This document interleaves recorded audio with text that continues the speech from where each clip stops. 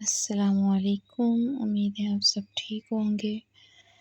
सुबह-सुबह उठते ही इतनी गर्मी तो जाने का नाम ही नहीं ले रही। देखिए भाई, सुबह-सुबह ही सूरज सर पे खड़ा है।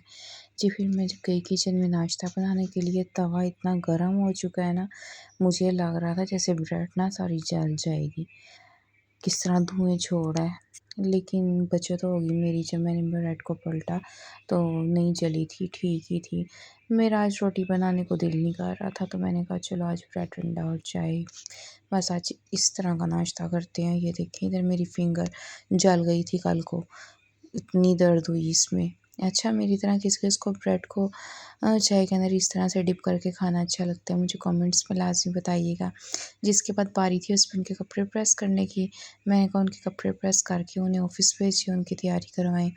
उन्हें ऑफ़िस भेजा, उसके बाद मैंने हसन के लिए खिचड़ी बनानी थी। इसके अंदर आलू, चिकन और दाल डाला हुआ है, ज़ीरा नमक, और देखिए कितनी हेल्दी है ये और मज़े की खिचड़ी बनी है। बच्चे बहुत शौक़ से खाते हैं। हसन देखिए कैसे एंजॉय करके खा रहा है। ये बच्चों के लिए हेल्दी भी बहुत है खिचड़ी। अच्छा, वीडियो अच्छी लगी हो तो लाइक कीजिएगा और चैनल को सब्सक्राइब कीजिएगा।